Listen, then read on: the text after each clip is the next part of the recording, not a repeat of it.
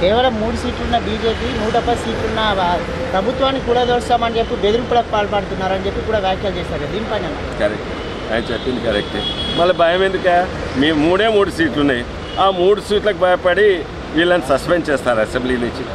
ఆ ముగ్గురితోటే భయపడితే 4వ ఆయన వస్తుండు. RRR వైఫ్ R అయింది. ఆ ఇంకో 6 తోటే మొత్తానికే భయపడ్డావు. మేము మీటింగ్ ఇవాళ పెట్టుకునే నిన్న పెట్టుకున్నావు. ప్రజలు రాకుంటే హైదరాబాద్ నుంచి 4000 బండ్ల కాన్వాయ్ తీసుకుపోయినావు. అయితే భయం ఎవరికైతుంది చెప్పు? ముగ్గురితోటే భయం అవుతుంది. అయితే అందుకే ఆయనకు చాలా నిద్ర పడతలేదు. మాటలు కూడా నేను అనుకుంటా రాజకీయాలు తప్పులు చాలా చేస్తుండు. ఆయన తన మంచి కొరకే తను ఆలోచించి మాట్లాడితే బెటర్.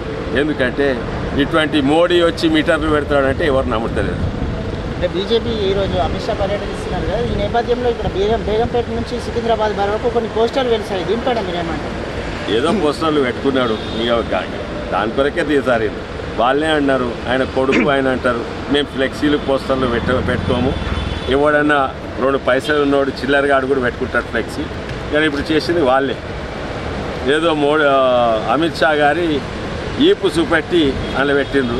అంటే అమిత్ షా ఈపుతోటే అంత భయమవుతుంటే నిజంగానే అమిత్ షా వస్తున్నాడు, మున్గోడు గడ్డకు వస్తున్నాడు, మైక్ పట్టుకొని స్పీచ్ ఇస్తున్నాడు, దానికైతే ఉరికిపోతారు.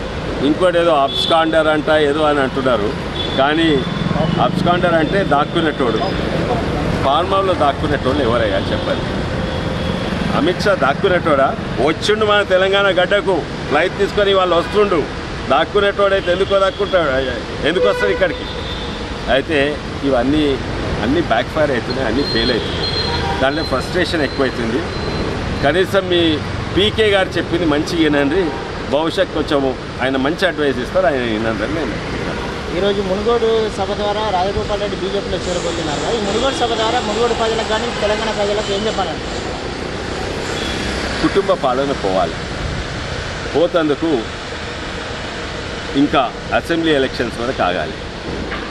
ఇప్పుడు ఈ మున్గోడు సెమీఫైనల్స్ అంటున్నారు. వాస్తవమే, మున్గోడు సెమీఫైనల్స్ ఎవరికి? బీజేపీకి, కాంగ్రెస్కు. కానీ కేసీఆర్కి అయితే, టీఆర్ఎస్ పార్టీకి అయితే, ఆ కుటుంబ పాలనకైతే ఇది ఫైనల్స్. ఇంట్లో ఓడిపోతే ఇక అసెంబ్లీ ఎలక్షన్సే అవసరం లేదు. సగం మంది టీఆర్ఎస్ ఆల్రెడీ జాయిన్ అవుతుందో వచ్చేస్తారు ఇమీడియట్లీ. ఎంతోమంది వచ్చేస్తారు. ఒకటే దిక్కు అయితే ఆయనకు తెలుసు. అందుకే ఇది సాగు బతుకుల, రైతుల సాగు బతుకుల కాదు, కుటుంబ పాలన సాగు బతుకుల పరిస్థితి ఉన్నది. అందుకే ఆయన అంత టెన్షన్ పడుతుంది. రైట్.